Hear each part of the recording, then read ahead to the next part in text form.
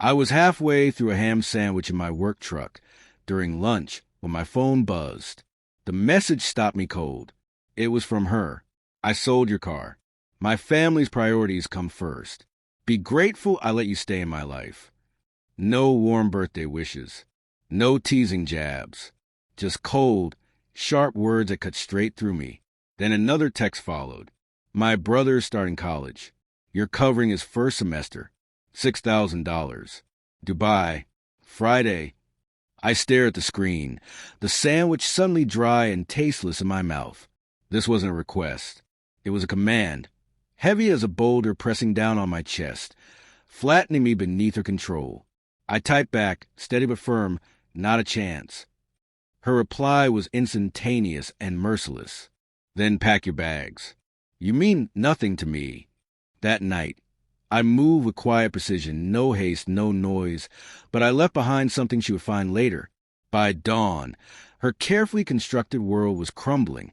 She was sobbing uncontrollably, her mother screaming, and her father stood at my door, begging for peace. I said nothing. I met Sarah 5 years ago.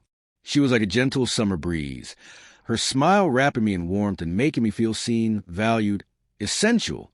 But control doesn't always come with chains. Sometimes it hides behind charm and softness. She moved in quickly, convincing me to buy a bigger house, telling me her family might visit now and then.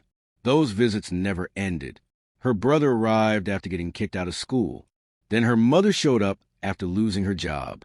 Soon her father needed a roof too. What began as hospitality turned into an invasion. I went from homeowner to their personal ATM. The red flags were there, but I ignored them. She took over our finances, promising to ease my burdens. I didn't push back. I told myself it was trust. Then she quit her job to find herself. I picked up extra shifts to keep us afloat while she chased yoga retreats and funded her brother's doomed business ventures. And then came my birthday, the day she sold my car, the one I had paid off long before we married.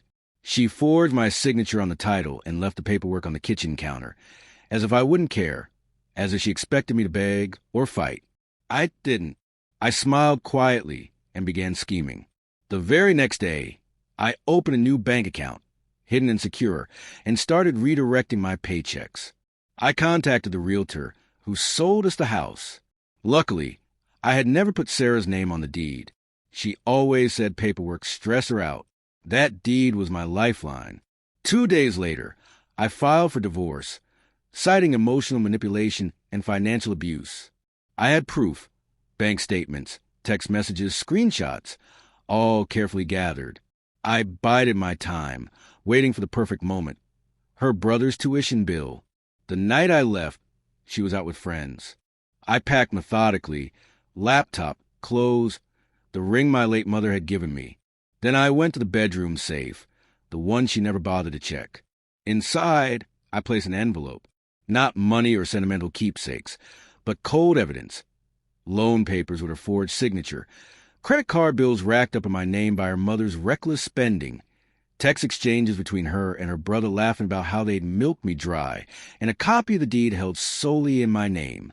I locked the safe, tucked the key inside her favorite champagne flute, the one she always used to show off, and walked out.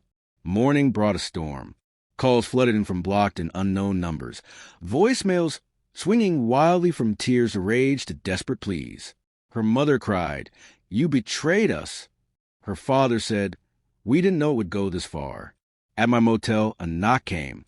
Her father, pale and shaking, said, "We didn't mean to push you this far." I said nothing. I shut the door. By noon, they had cracked the safe. Her text came through, bitter and accusing. "You're heartless. You planned this." I didn't reply. She was right. I'd filed fraud reports with the police, alerted credit card companies to unauthorized charges, and sent to college proof of her brother's identity theft using my social security number. His admission was revoked, her accounts frozen, and the IRS was investigating the suspicious gift money her mother had deposited. I listed the house for sale. She had 30 days to vacate. Revenge doesn't always roar. Sometimes it's a quiet, calculated, patient game of chess, letting someone believe they've won, only to realize the ground beneath their feet belongs to you. She wanted me to feel small, to believe I owed her everything, that I should be grateful just to breathe her air. Now, she's the one spinning, her carefully constructed world collapsing. I watch from afar, not out of joy in her pain, but because finally she sees the cost to try and take everything but one thing I never lost, my patience. And I wield it like a razor-sharp blade.